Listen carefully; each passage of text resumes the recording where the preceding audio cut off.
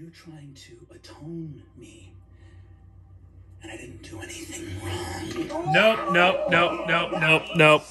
Nope. Today was supposed to be a nice, relaxing day. I am not going to spend the afternoon having my emotions sucked out of my body by Mulligan. No. I'm going to do something fun and do a reaction video to the foam modeling crafters. Anything. Nope. Not today.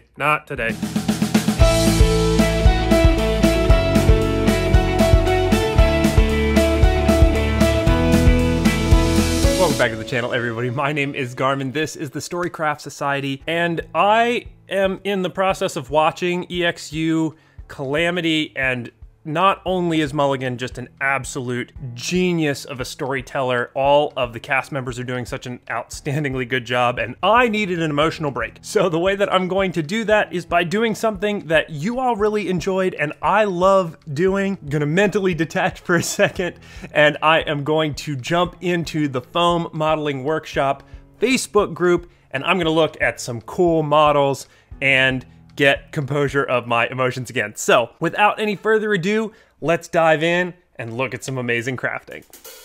All right, so to start this off, I'm gonna be looking at two posts that just recently have come up from PAVO. It's these awesome post-apocalyptic, like nature reclaiming a city ruins. Just the level of detail and how awesome all of the little bits are. And as I push through like the little details, like the poster work that is being reclaimed by nature, the flock work is amazing. The shingling and how it's like starting to bust up there, really awesome stuff. And then they did another one here where it is like a skyscraper almost, an old hotel, and I love everything about pieces that look like this, because one, not only is it totally out of my comfort zone and something that I've never attempted to make before, all of the textures are working together. I think that's amazing. All of the little details are telling such an interesting story. This is my favorite type of work to look at because it inspires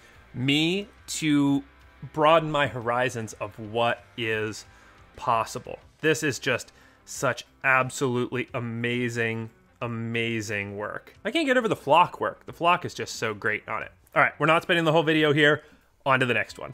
Hey everybody, and welcome back to another episode of Single Terrain Piece Encounter, sponsored by Terrainify, where I'm going to show you an encounter that you can run with just one singular piece of terrain. All right, so let's dive into it. So in this encounter, there is going to be an Ifrit that has gotten a Kobold army gathered up underneath of them, and they are trying to summon the plane of fire into the material plane. They have picked this particular craggy hill as the spot that they're going to do it because this massive stone in the center is a lodestone, which is going to amplify their sinister, fiery arcane magic and allow them to open this portal. Now, to effectively run this encounter, you have to remember two things. The first thing is that this rock is literally summoning the plane of fire. So it is super hot. So any player character that makes any kind of a step onto this craggy hill here is going to have to succeed on a Constitution saving throw or take fire damage because it is literally burning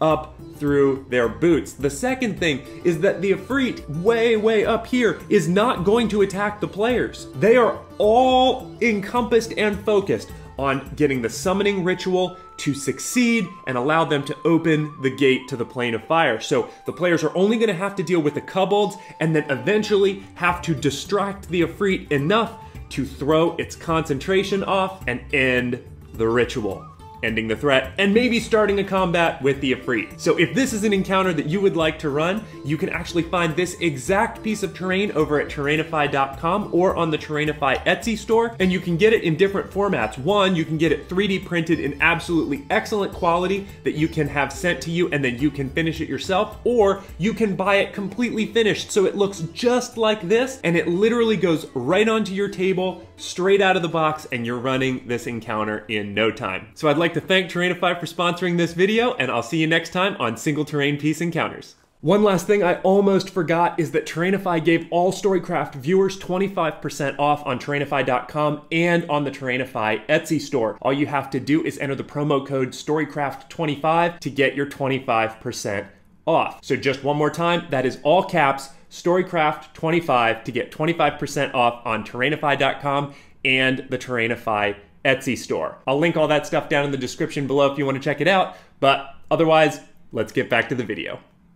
The next one that we are going to look at is going to come to us from Francesco Ferrano. I'm going to say this over and over and over again every time I do one of these reaction videos in the future. I think that really high quality stonework is maybe my favorite thing in all of crafting. Seeing something in miniature form that looks like it's a real tangible photograph of a real thing, that's something that just gets me so hyped on what people can do with this hobby, and this is a perfect example of that. So this like awesome like super worn sandstone with like the greens and the whites and the dark browns and the reddish orangey browns. This style of stonework is something that maybe I'll do a video in the future where I try to recreate something like this, because honestly I would like to see what's possible, to see what I could do with my current skill set to make something like this. And just as I like flip through the pictures, the way that they expose little bits of brick and the little bit of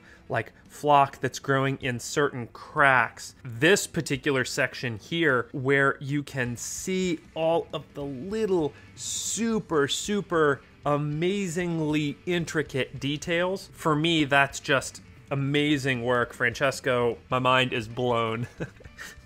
All right, next. So I am not going to stop at all of these amazing examples of super intricate stonework, because that's not what this video is. It's not me reacting to stonework. It is me reacting to foam projects as a whole. So I am going to resist the urge to oogle them. Oh, there's a nice one.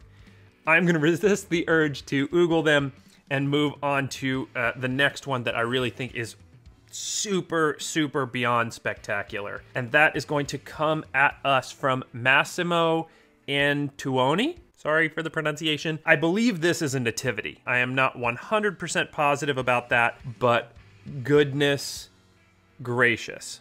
This is one of those pieces that I would love to get to chat directly with the artist and figure out exactly how much of this is foam and how much of this is other materials. Obviously, I think the figures are some kind of printed resin. I'm not 100% sure of the scale of it either, but every inch of this is covered in such gorgeous, wonderful detail. Really spectacular work. And again, this is one of those things where, coming from crafting as a Dungeons & Dragons game master, this is something that I've never even dipped my toe into. Making a static scene that is supposed to work as just a solid piece of art that's not meant to be playable, none of that matters. What matters is pure realism, pure depth, I mean, obviously pure artistic skill and talent and hard work. But yeah, this is just such an amazing piece. Even the display in the background is really nice to make the piece not feel like there's just a wall of somebody's house behind it, but that nice little backdrop is just so nice. So for today, I have time for 2 more. I don't know if this is the type of thing folks out there watching this video who are crafters or who aren't crafters or who are just interested in the hobby of foam crafting, that they will oogle about something like this as much as I do. So it comes to us from Marco De Lorenzi. I don't know that I would be able to tell that this is crafted terrain other than the absolutely absurd look of 2 fingers being that large in the middle of the photo. I mean, those little pieces of wood look like chopped pieces of firewood. I mean, that's just so stunningly spectacular. Like the piping and like the corrosion on the piping. Again, the different colored stonework, the wiring, just super spectacular. And the fact that the fingers are in there just makes it, you know, chef's kiss. Mwah! That much better. The next one, and our final one, is going to come to us, and there's so many good examples on this page. I'm skipping over things that I feel like a criminal for not talking about, but it's just, there's only so much time. there's only so much time. There's only so much time. The last one we're going to look at today is by Jake Mingus. And this one is not finished, but I'm going to keep my eyes on this particular project because it has all the hallmarks of something that I will go bananas over once it's done. It is this amazing looking fantasy building. I think it's an inn. I believe that Jake said that they printed a whole bunch of 3D printed, you know, little bits and bobs for on it, but it looks like it is mostly wood and foam. So those are my two crafting materials of choice. Mostly I like to stick to the foam, but sometimes I'll do the sticks and wooden little pieces as well. But look at how amazing this thing is. Look at all the little details and the floors, and I just start to imagine absolutely all kinds of amazing stories that could get told in a piece like this. I don't know if this is for Dungeons and Dragons or just a showpiece or a piece of art, but either way, it's just so unbelievably spectacular and all the little details and stuff. I cannot wait to see... Oh, it comes apart! Oh, that's so cool. I wonder if they're going to finish the inside. That... Oh, and it looks like they're already putting in pieces. Oh, man. This is so neat. Yeah, I will be keeping my eye on this piece for sure. Wow.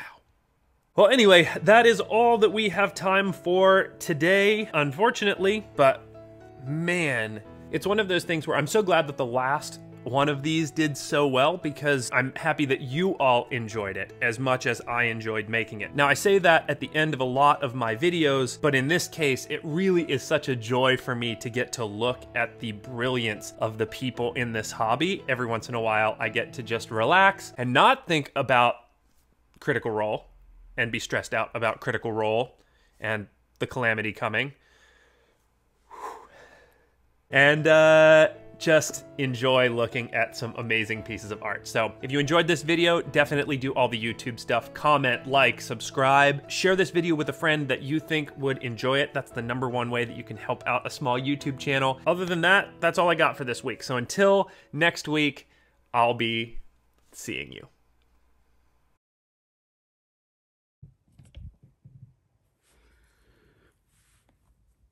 Why don't I go back to watching it? Damn it!